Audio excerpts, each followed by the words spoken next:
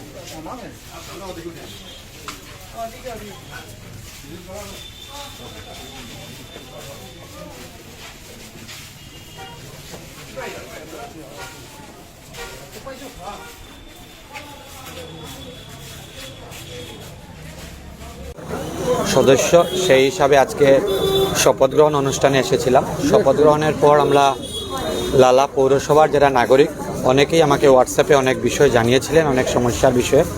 সেই বিষয়গুলো নিয়ে আমরা আজকে আলোচনা করেছি। আগামী দিনে আমাদের অল্প সময় লাগবে, সময়ের প্রয়োজন আছে, বিশেষ করে পানীয় জলের সমস্যা, জলাজলের সমস্যা, জমা জলের সমস্যা এবং তার সাথে সাথে কিছু রাস্তাঘাটের প্রয়োজন আছে।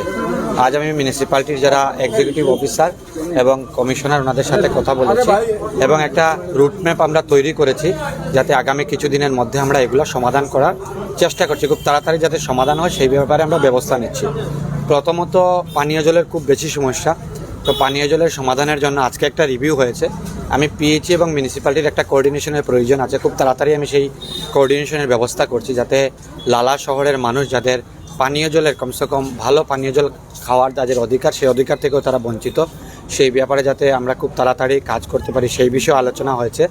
জমা জলের ব্যাপারে প্রজেক্ট আমরা সাবমিট করছি খুব তাড়াতাড়ি মাননীয় মুখ্যমন্ত্রীর কাছে, যে স্পেশাল প্যাকেজ আমরা যাতে সম্পূর্ণ লালা শহরের কয়েকটা আউটলেট রেডি করতে হবে, এসপি রোডের জল বার করা, তারপর আপনার ওই 4 নম্বর ওয়ার্ডেরও জমা জলের সমস্যা রয়েছে, সেই নিয়ে আলোচনা হয়েছে। প্রজেক্টও তৈরি হচ্ছে, আগামী দিন একটু সময় লাগবে।